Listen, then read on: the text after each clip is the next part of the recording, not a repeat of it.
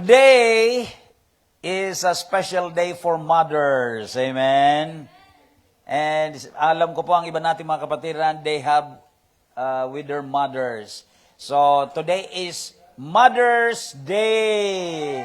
Hallelujah. Happy Mother's Day. Okay. And also,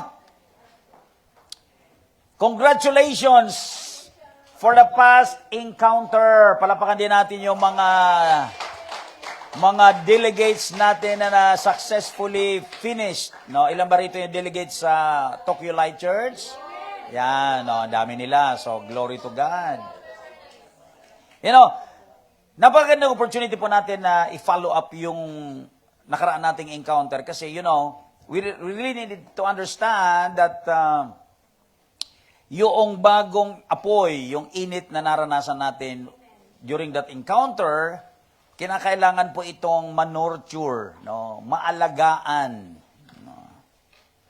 Amen?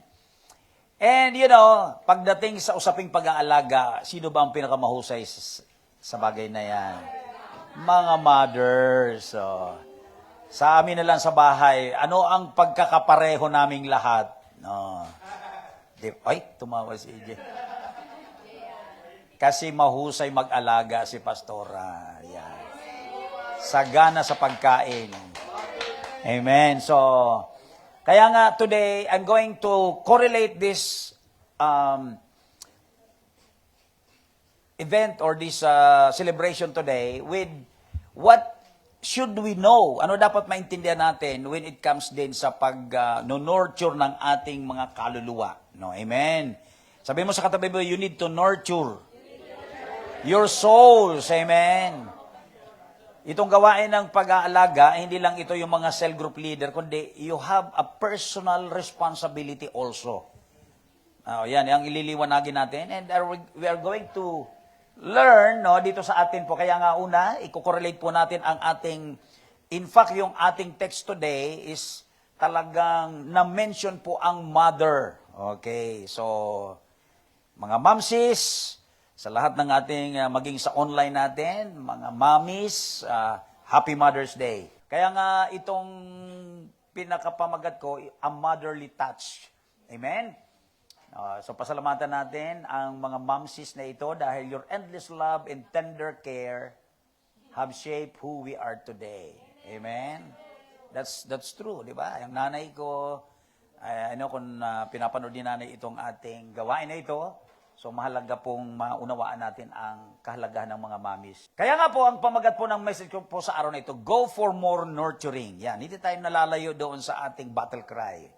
No, a motherly touch, you know. So, in reference sa mga mommies, yan mismo ang sinabi ng scripture regarding it. Kaya tandaan natin mga kapatid, pag ang Bible nagtatalakay ng mga comparison, we need to reflect more kasi ano nga bang mayroon ang mga mommies, mga nanay sa pag-aalaga, pagdating sa pag-aalaga? Alam ko po, yan si Maricar, mula pagka-baby yan, nakita ko yan na talagang pinaggigigilan ko yan hanggang ngayon pinaggigilan ko pa rin. Pero sa totoo lang talaga nakita ko masigit ang asawa ko dyan, si mami niya, ang talagang tutok sa kanya, amen, sa lahat ng pag-aalaga, no? Kaya magandang i-reflect po natin ang truth na ito in connection with our occasion today. So sa 1 Thessalonians chapter 2 verses 7 to 8. By the way, bago ang text natin, kasi gusto nating maintindihan po na sa araw na ito kung paano natin i-associate yung kahalagahan ng pag-aalaga ng nanay sa pag-aalaga ng ating karanasan sa Lord. So, last time nagka-encounter nga tayo, an encounter may begin transformation, but nurturing sustains transformation. So, nagkaroon tayo ng, yung mga delegates natin, nagkaroon kayo ng transformation kasi sa mga truth na na-reveal sa inyo. Pero hindi sapat na nakarating kayo sa ganoon. You need to nurture para masustain yung pagbabagong yun. Amen? Kaya may pag-aalaga, sabi natin pag-aalaga. Yan, so siguro ang pinaka-term natin today yung salitang nurturing pag-aalaga. Okay. Pangalawa, God did not save us merely to experience a moment. He saved us to develop maturity. So, kaya nag-aalaga kasi lumalaki parang baby, di ba? You are expecting na maayos na lalaki yung inaalagaan mo. No, amen? Just like a mother nurtures a child after birth, believers must nurture what God birthed in their hearts. Yan ang correlation. Kaya mayroon tayong responsibility to nurture yung experience natin sa Lord when we encountered Him, when we became born again. Amen? Sabi ko sa inyo, ang encounter na natagpuan natin sa church today, sa New Testament, is no other than the time when you believe. Amen?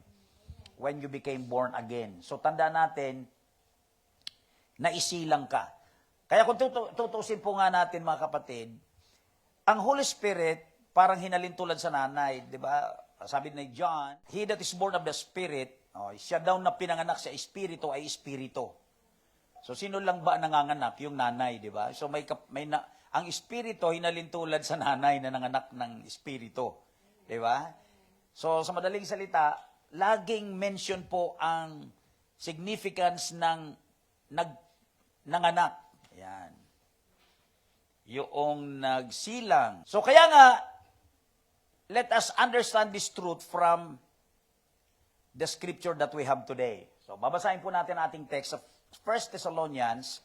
Si Paul, he talk about this truth about the church na ipinanganak through him. So yung gawaing pinanganak sa Thessalonica. Amen? May ano ba ang tinutukoy ni Paul dito? So basahin po natin, tumayo tayong lahat upang basahin natin ang buong pag-honor sa mga salita niya. Sabi dito, but we were gentle among you.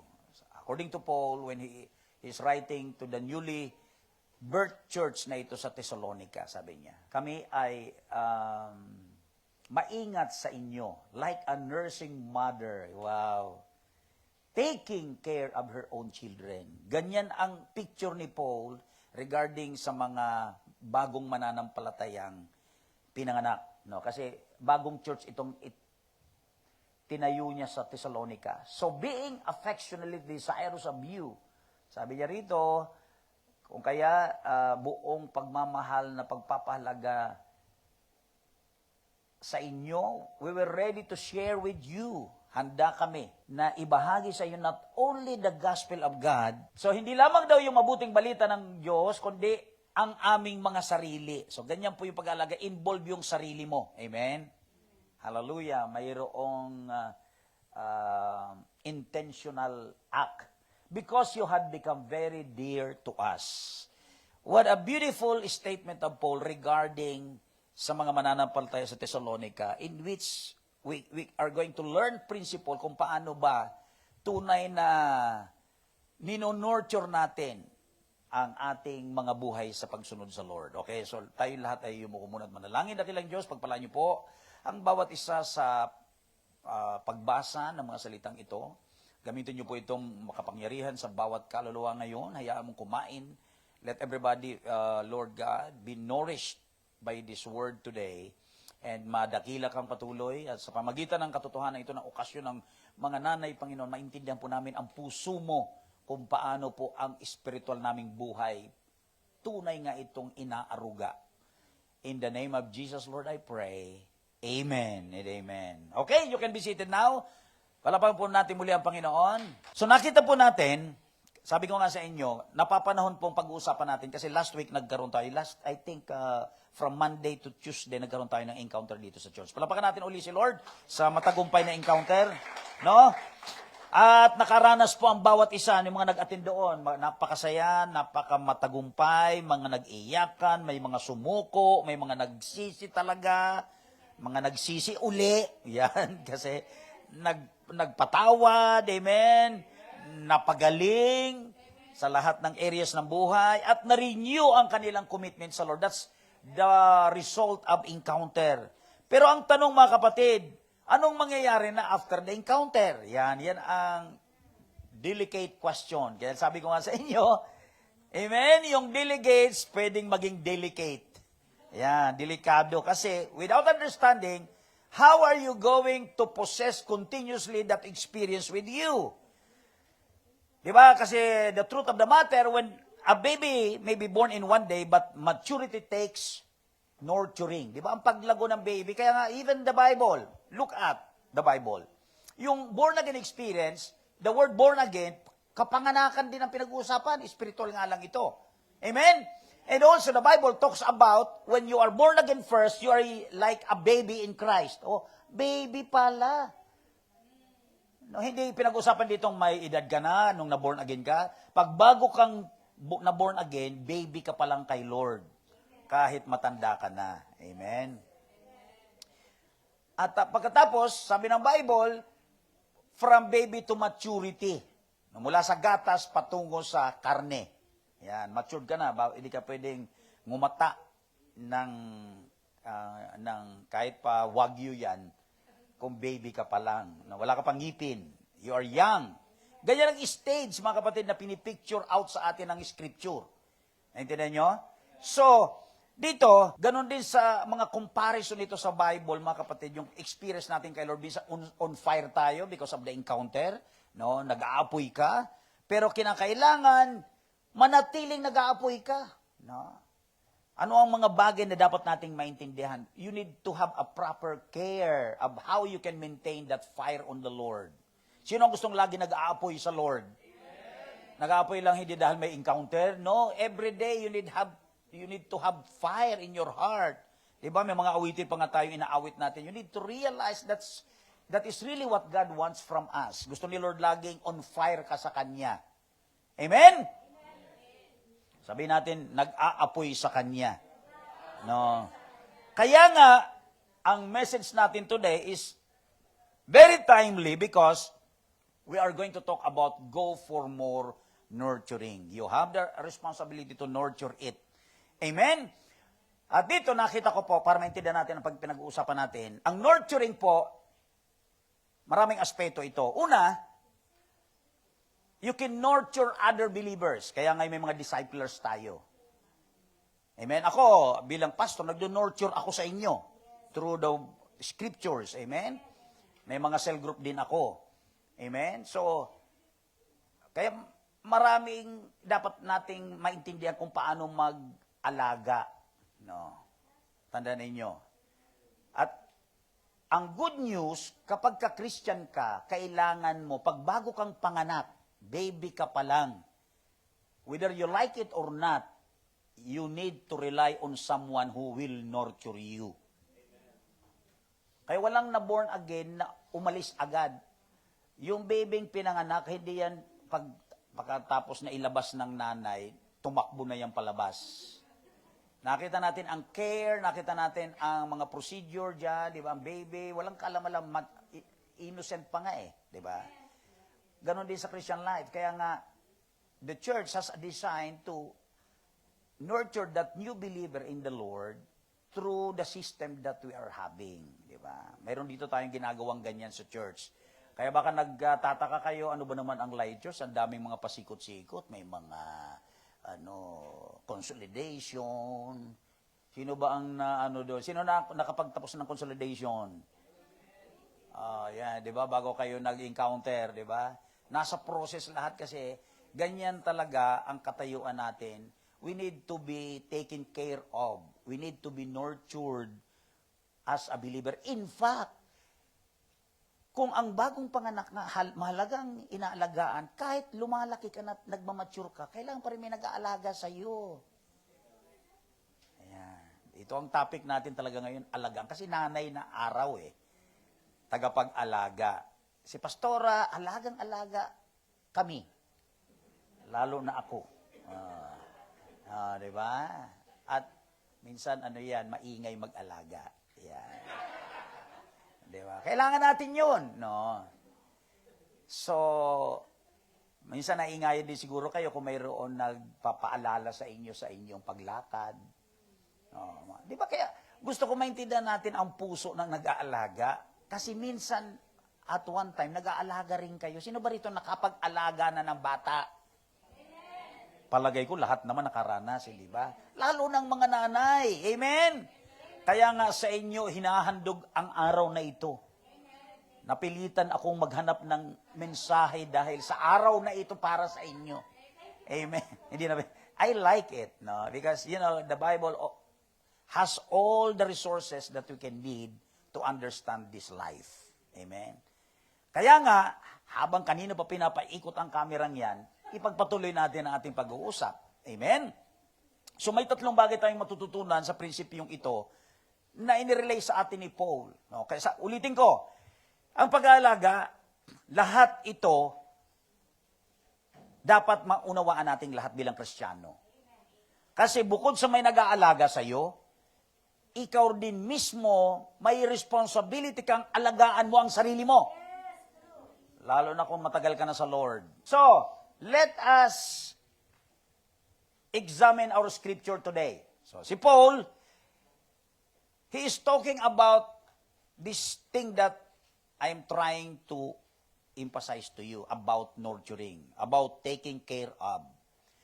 Now, according to Paul, he described what he has in his heart when it comes to nurturing this new church in Thessalonica. Ano yung una nating matututunan dito? The niceness of nurturing. The word niceness, no? Because sabi dito ni Paul, we were gentle among you. Di ba? Kita niyo yung mga nanay, very gentle sila sa pag-aalaga sa mga baby. Naalala niyo kung anong mga baby pa yung mga anak ninyo? May mga nanay nga ako na-obserba na minsan, talagang, grabe ka naman kako. May naalala kong nanay na ganyan. Kailangan talaga, lalo ng panahon pagkatapos ng pandemic, may dala siyang maliit na ng alcohol na spray. Huwag mahawakan ako. Asan? Spray. Lalo na halika. Kung gusto mo halikan, pati nguso mo spray na alcohol. Hindi. Kasi, ganoong ka-sensitive, ganoong ka-careful ang nanay sa baby. Which is the truth of the matter, is correct. You know why? Because babies are so fragile. Babies are so sensitive. Di ba mga bagong mananampalataya rin mga napaka-sensitive ng mga yan? Amen? Kaya ang unang picture kagad natin dito kung discipler ka. No? Kasi we're comparing because this is the principle that we're studying today. Kapag naalala niyo paano inaalagaan ang baby, yung mga bagong mananampalataya, in-apply ni Paul ito sa kanyang pag-aalaga sa mga kaluluwang bagong panganak din. Newly born again. Okay? So, andoon yung gentleness. Kaya nga ang tawag ko dyan, niceness. Okay? Gentleness. Kinakailangan mahinahon tayo sa mga bago. Ayan. Yung mga discipler, nagtataka kayo. Bagong-bago, parang gusto, kailangan magbasa ka ng Bible. Kailangan magsabit ka ng devotion agad. Ang hirap pala, bagong sali sa cell group mo. Bagong tanggap lang sa Lord.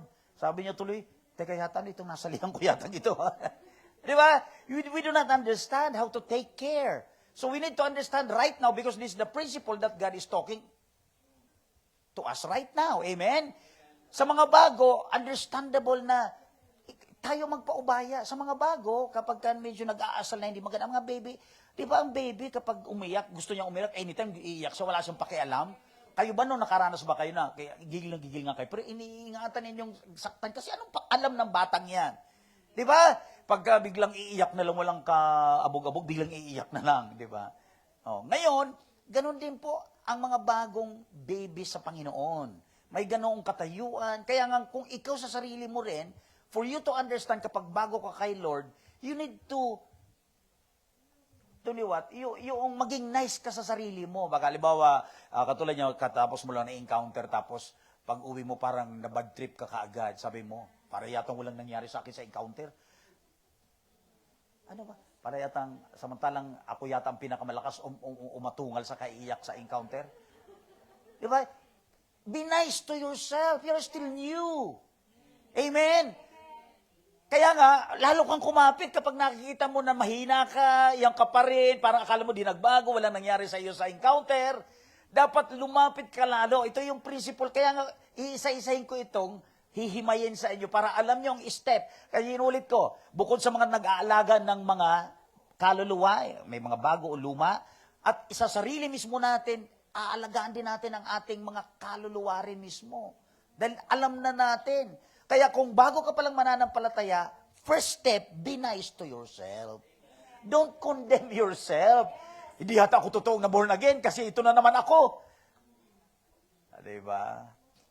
Baby ka pa lang, bro. Baby ka pa lang. No? Kaya nga marami ka pang di alam. Batang-bata ka pa at maraming alam. Na-da-da-da-da-da. Na-da-da-da-da-da. Buhay ay di ganyan. Sino nakalala? Nagkakamali ka. Si Pastora, di ba ang nanay ko, inangatanong ko ng kilay, ituloy mo na, Pastor, ang preaching. Hindi mo gift yung singing. Di ba, naintindihan ko kagad yung kindat niya? Amen? Ganyan yung pag-aalaga kasi matured na ako. Amen? So, that's how we understand nurturing souls. You understand yourself. Kaya nga, kung baby, ulitin ko, kung bago ka mananampalataya, nagtataka ka kasi parang walang nangyayari sa'yo kasi you are not undergoing the process. Hindi mo, halimbawa, bago ka, bukod sa sarili mo, naintindihan mo, wag mong i-condemn ang sarili mo, be nice to yourself, and find a person sa church kung saan, lalo na kung siya nagdala sa'yo, automatic siya ang discipler mo. Maliban na lang kung lalaki, kung babae ka, nagdala sa'yo lalaki, ihanap ka sa babaeng discipler. Ito, at least nagtuturo ako ng mga principles sa system natin. Amen? So sabihin mo sa sarili mo na kailangan ko talagang may mag-alaga pa sa akin. Kaya, di ba? Hindi pwedeng solohin mo na ang baby, di nila alam. So, laging binabalik natin sa literal na application. Ang mga baby, di naman pwede magsolo pa yan. Diba? At saka nakakatuwa, di ba naiinis ka sa sarili mo? Ang tagal ko na solo, pero baby pa rin ako. Well, may problema kasi, di mo alam kung paano mo arugain ang sarili mo. At hindi mo alam kung paano magpaaruga bilang baby ka pa rin sa Lord. Di ba nagreklamo ka, bakit hanggang ngayon immature ako? Baby ka pa kasi. Kasi minsan di ka nag-submit doon sa ayaya o sa mami mo sa Lord o sa discipler mo. You do not submit to whatever the things that he or she is teaching to you. Di ba? Can you understand me? O, kaya nga, sa halip na magreklamo ka at hindi ka nice sa sarili mo, sisima sa sarili mo, find a way to make it up. Amen?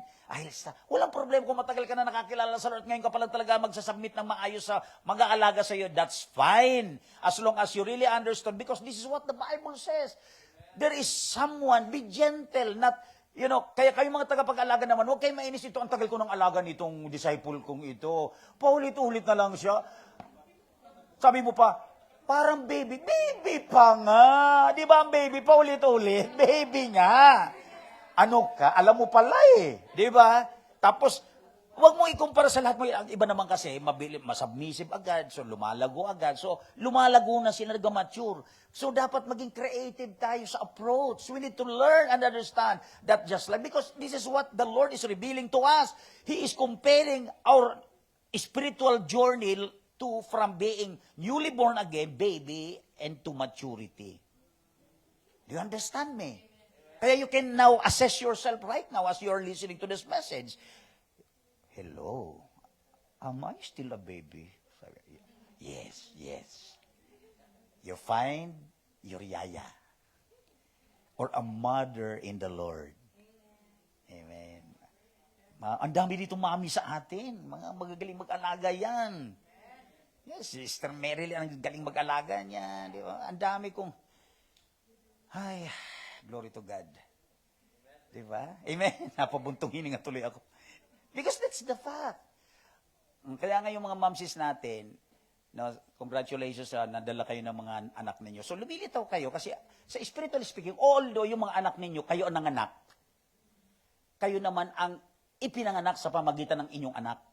Nahilo ba kayo doon? Kaya mga mami naman na nagyayaya, huwag ninyo. Sabi ng anak ninyo, mami ko siya, ang tigas-tigas ng ulo. Kaya anak, baby pa si mami. Matigas ang ulo, makulit. Ayaw pa rin sumunod. So lesson for everybody. Kaya mga mami naman ngayon, please, makinig kayo sa mami ninyo na anak ninyo. Ma, punta tayo ng church. Yes, anak. Di ba yun ang baby na mabait? Sige anak, okay, cancel ko na yung lakad ko. Thank you, nak. Lagi mo akong concern ka sa akin. Kasi baby ka nga, nanay. Hindi kita naiiwanan, baby ka pa. Amen. Kayo kasi ang pananaw ninyo, pati itong anak ko naman ito, punto-punti niya sa light show, pati ako sasali sa mga kalukuhan niya. You do not know the Bible. Sabihin mo ngayon sa katabi mo, now you know. Diba? Walang bagay na hindi tinatalakay ang Bible. First time ko itong i-preach actually. Nung pinag-aralan ko nga ito, ano ba ang revelation mo dito, Lord? Di ba? Binabasa niyo na ba ito? Pero, siyempre nag-reflect ako. Hindi pwedeng walang revelation ito. And now you're listening to it. So we have both responsibilities. Nag-aalaga, nagpapaalaga. Up to the time you keep on growing to the Lord. That will remain. There is someone who will take care of you, your cell group leader, and then you are also going to alaga other people. Nurturing is the name of the game sa Christian life. Sino rito ang pwede magsabi, kaya ka nagkaganyan ngayon kasi talaga naging committed sa larangan ng nurturing. There is someone who nurtured you. You listen to your nurturer. So kaya nga, gentleness is the first word, no? Or niceness. Amen? Palapakan po natin ang Panginoon. Hallelujah! Kaya nyo, people, pagdating sa larangan na ito, nababago ka, pero kahit binago ka na ni Lord na born again ka, patience nandyan sa areang ito. Patience. Kayo mga nag-aalaga, yung inaalaga nyo, kahit nanay nyo yan, patience lang, anak. Si nanay mo, makulit, di ba? Bawi ako sa binawi ang kitap. Noong baby ka, ang kulit mo rin. Ngayon, literally, di ba? Pero, mga mami naman, please cooperate with your loved ones when they are trying to bring you to the Lord because this is the truth of the matter. Amen? So, patience, understanding. Mami, ngayong linggo, di ba, nakadasal ko sa mga mami. Di ba? Kasi pinag-uusapan natin ang patungkol sa gawain ng nag-aalaga. No? Sabi ng anak, si mami, tuntuan ako, nakasama siya sa akin last Sunday, tapos next Sunday na naman, nawala na naman. Tapos, praise God ngayon, may okasyon. Ay, salamat. Sana every Sunday, Mother's Day. Para lagi kong maisama si mami. Di ba? How they wish to be like that. Di ba? Pero mga mamis naman, do not wait for a Mother Day to join your daughter, which is now your mother, in the Lord. Amen? Cooperate. Yung mga baby hindi nagko-cooperate. Di ba ang baby, oo nga makukulit yan, pero at the end of the day, they are agreeing to the someone. Di ba? Di ba? Kalaunan, sumusunod na rin ang baby kasi wala siya magagawa talaga, hindi niya pa kaya eh. Amen? Kaya nga, kailangan ng patience, understanding, encouragement, restoration, at saka siyempre grace. Di ba? Yung palampasin mo na yung mga kakulitan niya. Amen? Kaya, very broad ang application ng truth na ito. Ulitin ko, kung spiritually speaking, you now realize who you are right now. If you are still baby in the Lord, there you find someone to nurture you. And also at the same time, to yourself personally. You need to understand who you are. You are still a baby. Do not condemn yourself. Be nice to yourself. And continue to be humble. Continue to be submissive. Dependent. Because babies' character are all dependent for them to survive. Amen? Malabo na rin, baby. Sabi ng baby, now, nakadidin ako, mama. Lakad na ako, layas na ako dito. No. Magdidepende yan hanggang sa tamang stage niya. Amen? That's the truth. Kaya nga mga kapatid, yan yung mga needs na kailangan niya. Kaya tandaan natin mabuti, the church must not become a courtroom. Di ba? Hindi yung debatehan. Ito kasi, ang kulit talaga niya. Pastor, di ko na kaya. Ayoko na, bibitawan ko na disciple na ito. Huwag hindi pinag-uusapan ang haba ng panahon di-disciple mo siya. Kung baby pa rin yan, may mga baby talagang matagal. Diba? Lalo na sa spiritual. The church must become a nurturing home. Tiyaga. Diba? Patience kailangan talaga. Understanding. A transformed life grows best in an atmosphere of grace. Amen? Kaya sa lumalaot madali mga inalagaan natin, ma-realize nila, kalibawa, nagmatigas talaga, lumayo, tapos nagkawindang-windang ang buhay, maalala nila, namimiss ko yung discipler ko. Kung nandito lang si Kuya AJ sa tabi ko, laging na may nagsasabi sa akin, sinusundo niya ako kahit mga alanganing oras. May nagpapaalala sa akin, di ba? They will finally remember that, no? Kaya tandaan natin mga kapatid, this is the first principle when it comes to nurturing. Be gentle. Amen. Kaya nga ito ang mga formula, ito yung mga ingredients na kailangan natin para tayo ay maging nice na mag-alaga. Gentleness is what the Word of God is telling us. Just like what Paul said. Amen? Pangalawa mga kapatid, the nourishment. Bukod sa ikaw ay maingat. Maingat ka. Amen? Di ba ganyan mga baby, iniingatan. Mga sensitive pa ang balat, no? Madali yan na makalanghap ng mga madaling magkaroon ng sipon. Very sensitive. Amen?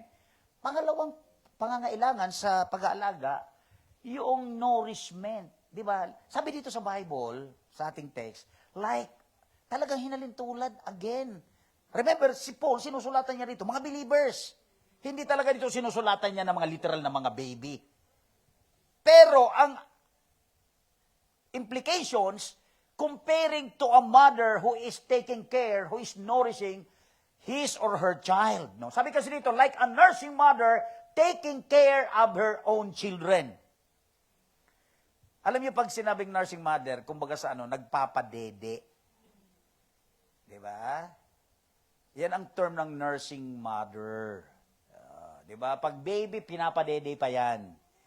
May mga breastfeeding talaga, or kaagad bumili ka ng chupon, meaning to say, ang baby, gatas kailangan niya. So, kinakailangan daw ganun sa nanay. Di ba? Ang mga picture na nakita ko rito yan, di ba? Siyempre, di ko nilagay dyan yung nagpapadede. No? Basta, hiniyakap niya, pinifeed niya, ninonorish niya. Amen? So, mga kapatid, yan ang pangangailangan natin. So, ngayon, personally muna, isa-isa ko, lahat nito i-apply ko. Okay, una, sa sarili mo. Mayroon kang mga responsibilities kung paano ka man-nourish sa paglago mo sa Lord. At i-mention ko yan sa inyo mamaya. At sa mga nag-aalaga naman, pangunahin talaga natin ginagawa, magpakain sa mga baby. Di ba? Actually, sa mga mamis, alam ko yan, may oras kayo. Nakatingin ko sa relo, alas 4 na. Sigurado, pag gumising itong natulog kong anak na ito, aatungal agad ito. Alam mo na, may clock sa'yo, alam mo na kung ano ang likaw ng bituka ng baby mo. Magtataka ka, yung anak ko pagising, iyak ka agad ng iyak. Pero mga mamis na mga professional, gutom kasi yung anak ko. Alam ko, kailan ko pa huling pinadede ito. Diba? Anong oras ko pinadede huli?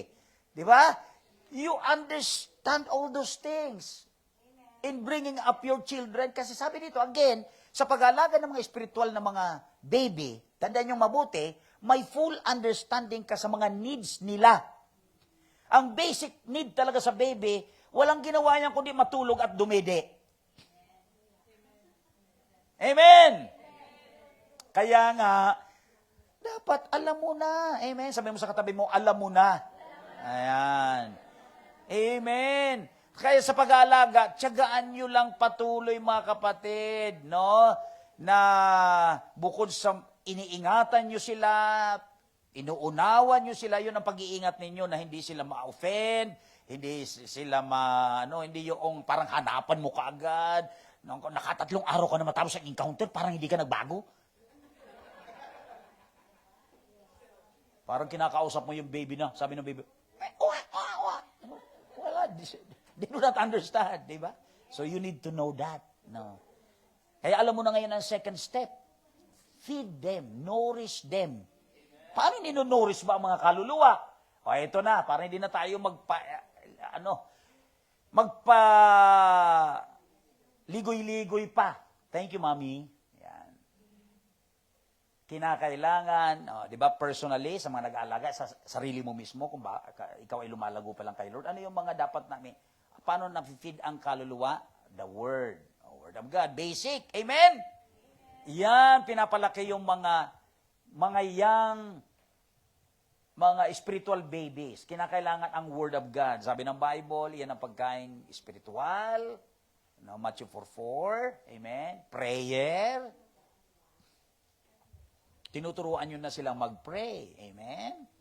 Hallelujah. So, mga basic itong feeding sa kanila. Dapat, habang inaalagaan nyo, ito yung mga program ninyong gagawin sa kanya. Papaunawan nyo ang importance ng Word of God, importance ng pagbabasa ng Bible araw-araw. Kasi yan ang pagkain niya nga. May oras nga ang mga baby.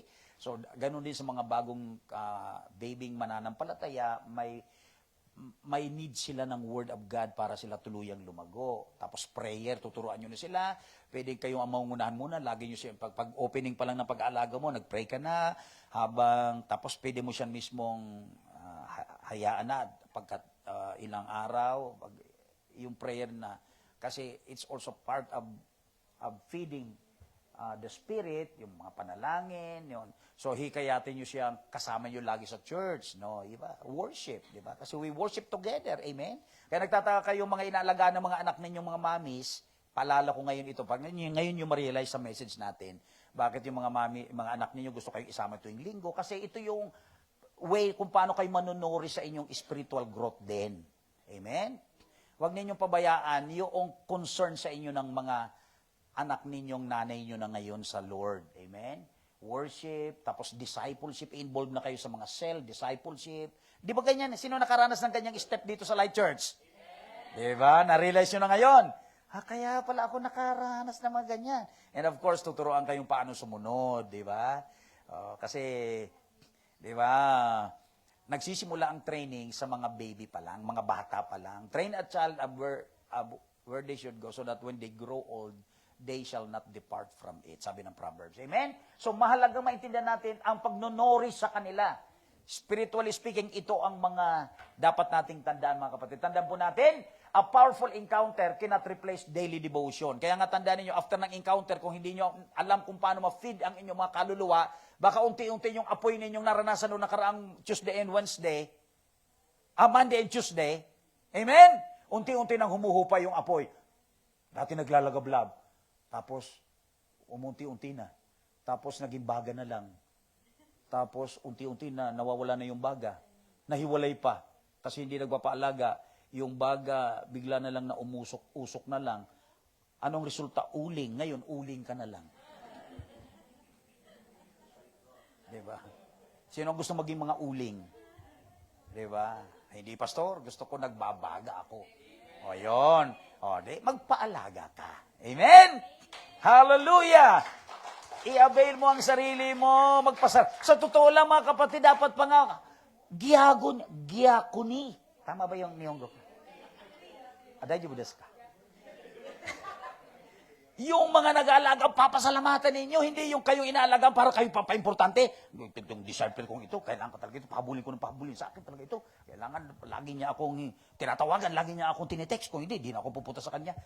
Mayroon ba kayo nakitang baby ganyan? Dapat yung mga baby, Papa, arigato gozaimasu. Hunto ni, disyo. Tas karimasta, hunto ni arigato gozaimasu. Anata no ay sugoi disyo. Iya pariwatashi no, kokoro, hunto ni. Wakar na, mo, kutuba, tarinay. Naintindihan nyo mga kapatid? Mapalad kayong may mga nag-aalaga sa inyo. So, sulyapan nyo lang. Sulyap kahit hindi nyo nalapitan at kamayan. Sulyapan nyo nag-alaga sa inyo. Sabihin nyo lang na,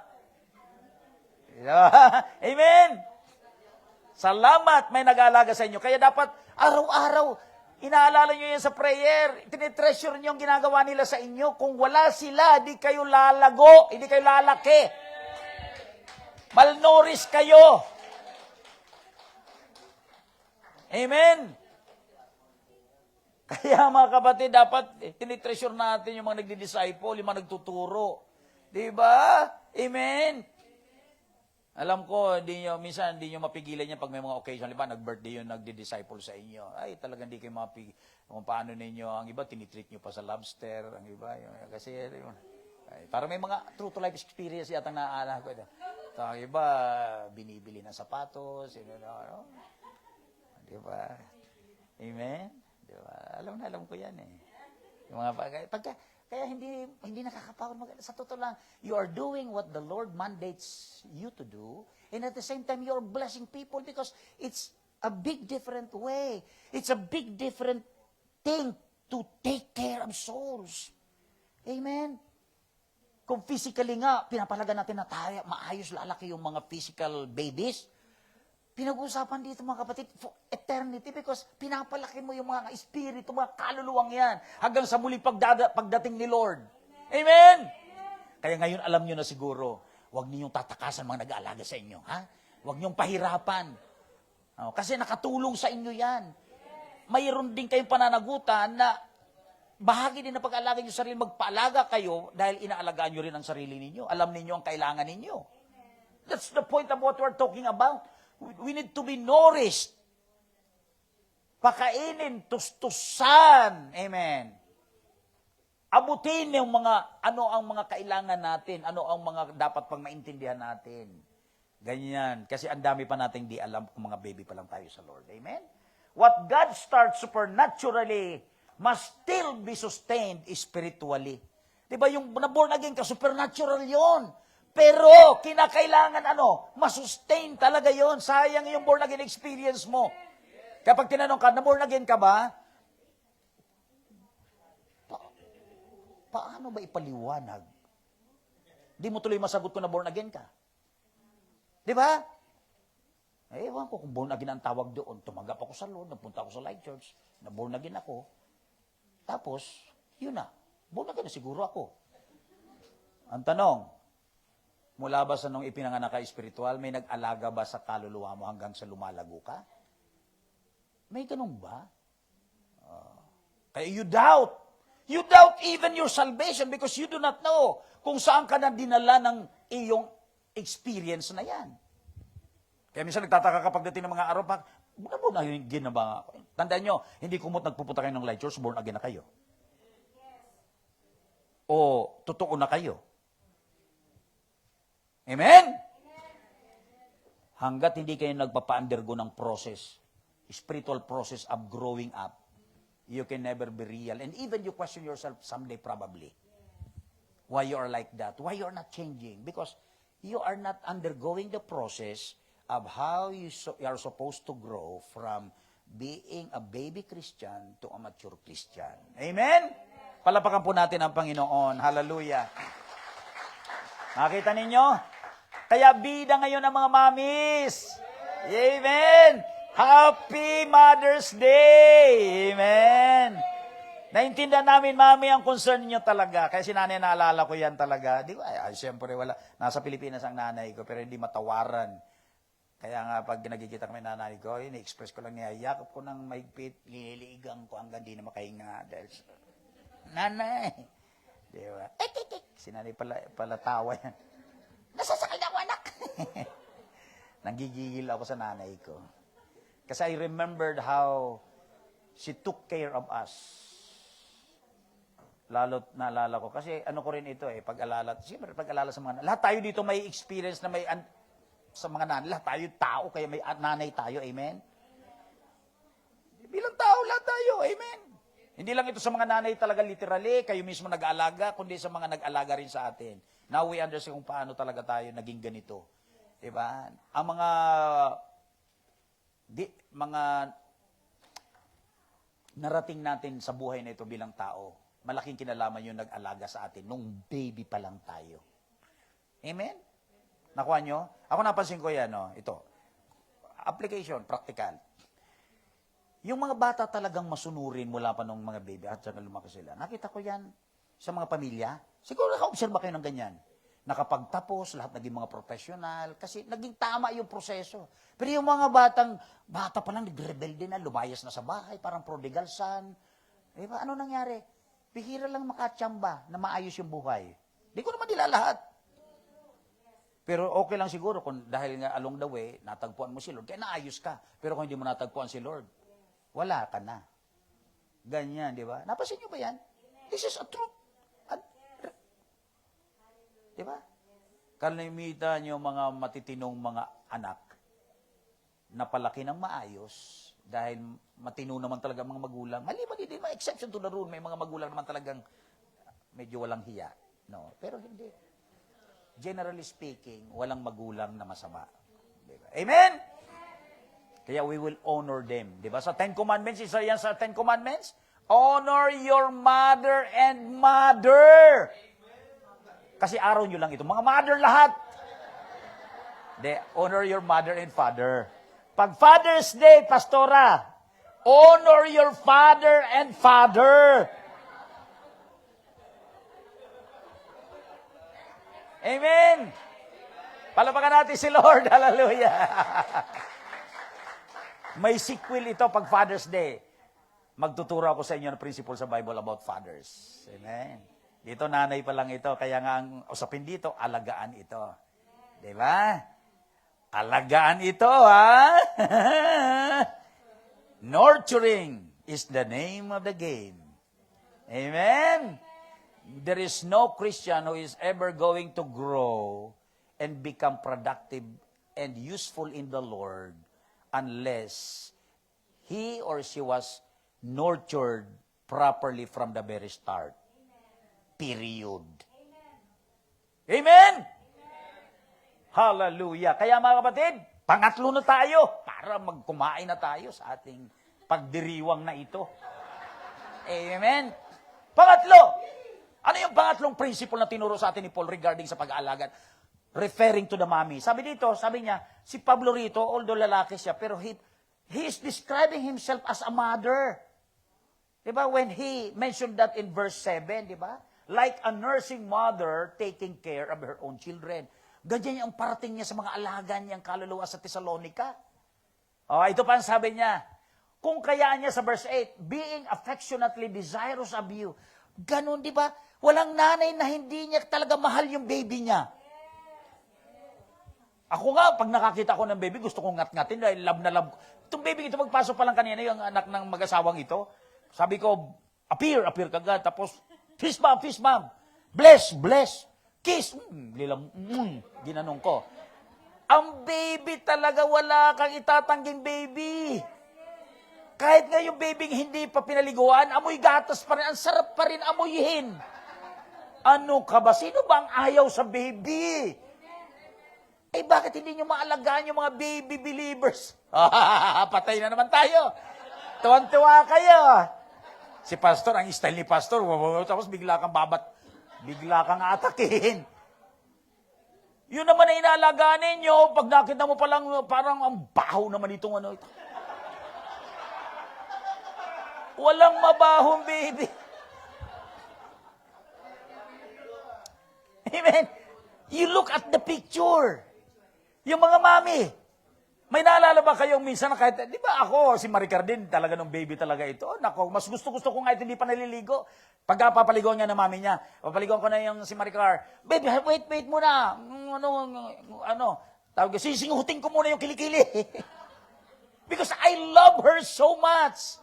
Amen? Sabi naman ng anak ko, daddy. Tuwan-tuwa naman siya. Amen? Because that's affectionate, desirous. So, what do I mean with this?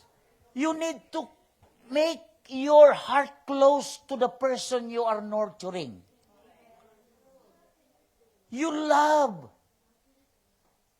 Amen. Now, ako na-realize ko lang ito kasi siyempre ako rin, ang dami ko nang dinidisciple. Hindi naman lahat pleasant yung disciple. Pero lahat love ko sila kahit hindi nila alam, love ko sila. Pero alam din nila. Amen? Nakuha nyo? Hindi ko gagawin sa kanila ang ginagawa ko. Turo ako ng turo, halimbawa ako ng halimbawa, illustrate ako ng illustrate, pakita ko, encouragement, rebuke, lahat. May galit din pa minsan-minsan kasi hindi na sila mga baby. Primary ko baby pa rin. Ibabalik ko sila doon kay pastor. Hindi, sa iba. Di ba nakuha nyo? Pero what I'm trying to say is this. Sa pag-alaga, sabi dito, we were ready to share with you not only the gospel, hindi lang yung word of God. So tandaan nyo mabuti sa pag-alaga, hindi lang yung ginagamit tayo ni Lord to share the gospel, to let the gospel be alive to them, the word of the Lord to be to have impact to them, but also our own selves. Sabihin mo sa katabi mo, you are involved. Amen.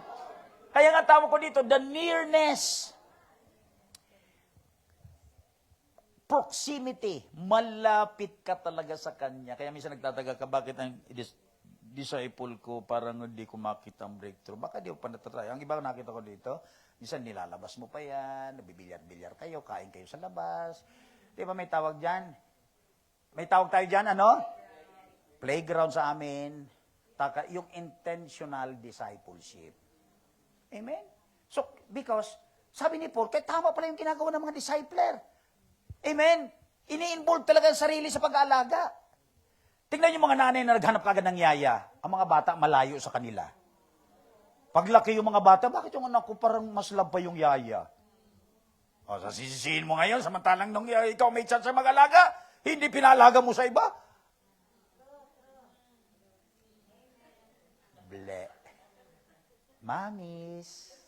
Reflection. Amen. Sabi dito ni Paul, it's not just the gospel or the word of God, but also our own selves. Involved siya. Committed siya.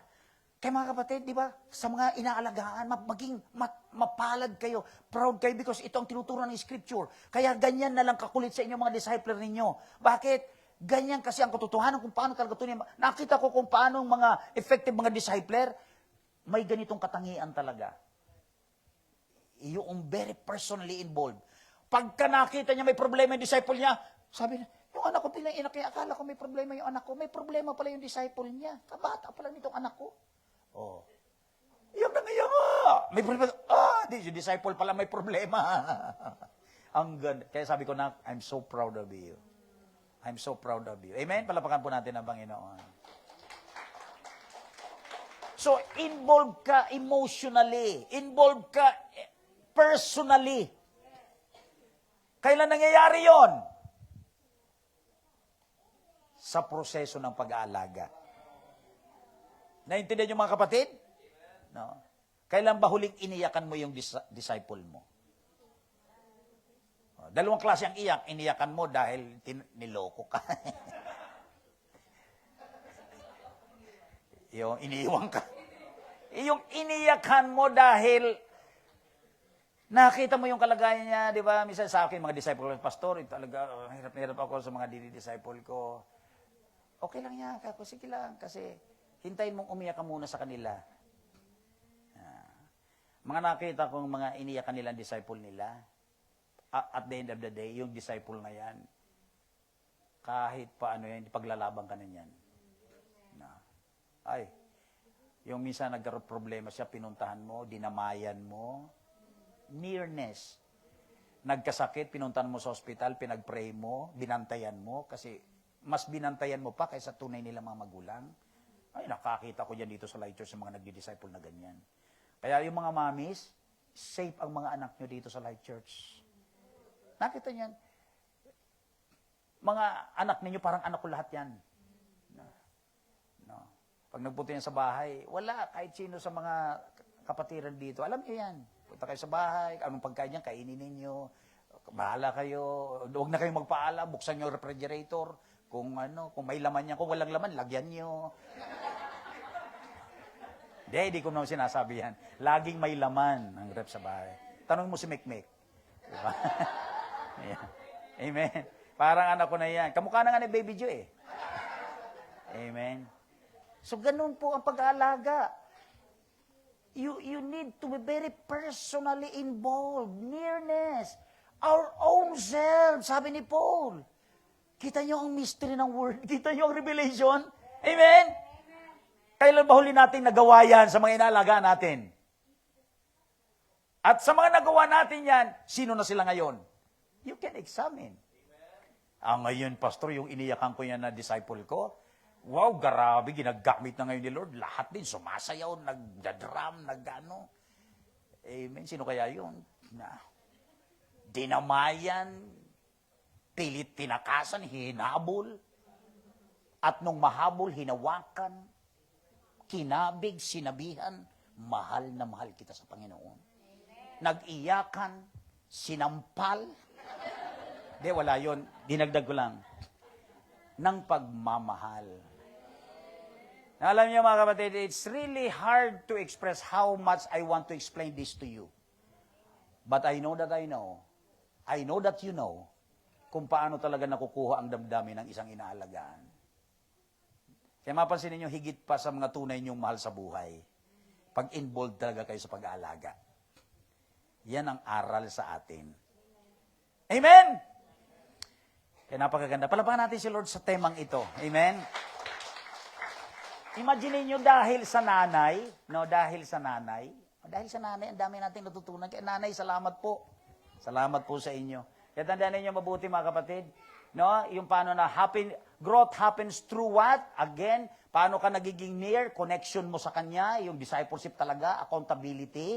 Alam mo kung hindi siya maayos, hindi ka na rin maayos, no? At saka alam niya rin na kapag may ginagawa siya, hindi ka matutuwa. Dapat alam din ng disciple mo yan. Di ba? Kaya nga disciple mo, at first hesitant siya sabihin sa'yo, pero at the end of the day, kasi nagtatrust na sa'yo, sasabihin pa rin kasi alam niya, she is accountable to you kasi concerned ka sa Kanya. Amen? Fellowship, no?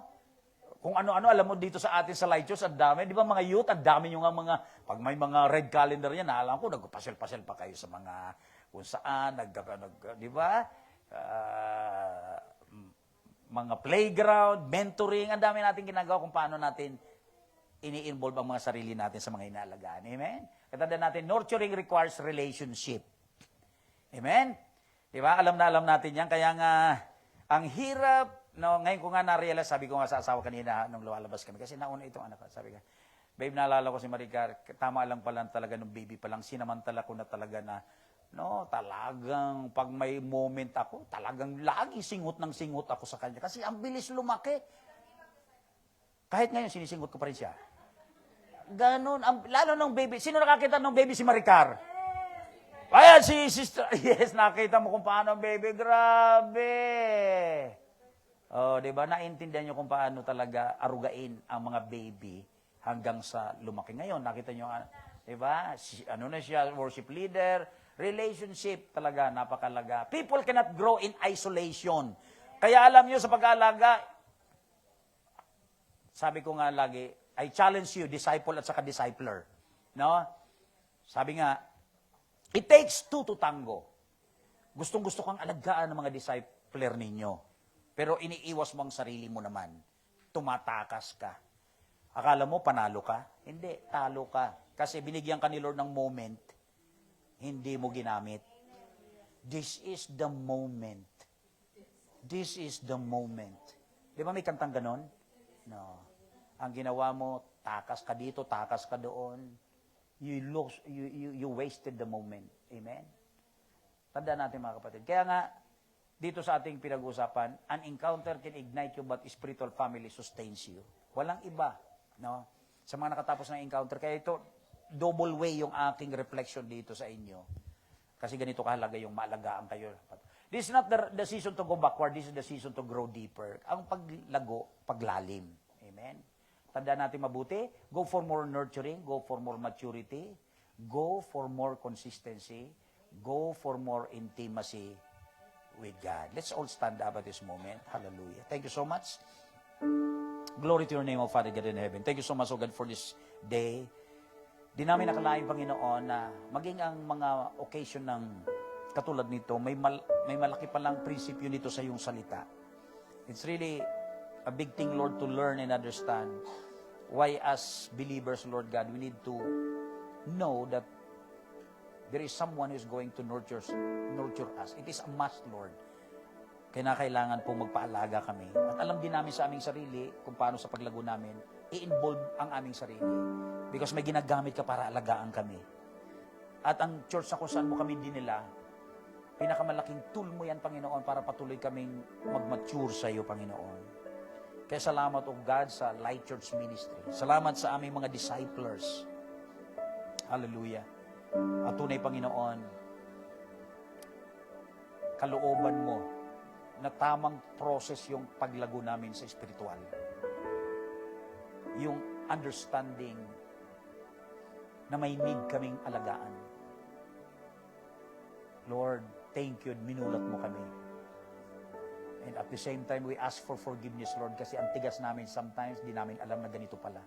Di namin alam, akala namin, makulit lang talaga yung mga nag-aalaga sa amin. Yung pala, kalooban mo pala yun. Kami pala ang sumusuway. Kami pala ang talo. Kami pala ang hindi makikinabang doon sa prosesong ikaw ang nagtakda.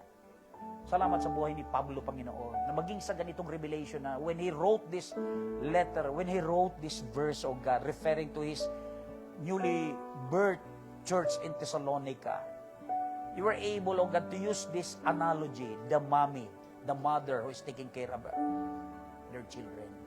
And thank you today, oh God, for the mothers of Light Church and even around the world. Yung mga mommies namin na hindi namin kasama ngayon, salamat sa mga buhay nila. Ang iba dito marahil patay na yung mga mommies, ang iba buhay pa. Maybe after this service or before you sleep tonight, kung malayo sila, you can call them and tell them, Mami, Mama, Nanay, mahal na mahal po kita. Express to them how you love them really, Lord. Thank you so much, Father God. At salamat, Panginoon, dahil sa pamagitan ng katotohanan ito, we are now, Lord God, confident na maiayos na namin talaga ang paglago. Lalo na sa mga nakatapos ng encounter, alam na nila kung ano ang gagawin to really find somebody na naka-assign sa inyong mga buhay. There is always someone na tinalaga ni Lord sa inyo para alagaan kayo. Bukod sa kabuuan ng ministry ito, inalagaan kayo sa mga gawain natin. Pero mayroong mga individual na mag-aalaga sa inyo, mga discipler. At nandyan lang yan. Nakahanda na yan dahil bahagi yan sa inihanda ni Lord nung katagpuin ka niya sa kaligtasang naranasan mo. Urabakandarabasaya. Father God in heaven, thank you today. Thank you, Lord God. Again, this day is a big opportunity para lahat kami manumbalik sa reality ng importansya ng nurturing, Panginoon. And because of this, we want to give you back all the glory, Lord. Hindi ka nagkulang kahit kailan na kami kausapin sa mga mahalagang pangangailangan namin sa aming buhay paglago. We give you back all the glory, Lord, for this truth, Lord. We give you back all the praises. In Jesus' mighty name we pray. Amen and amen. Thank you so much. God bless you.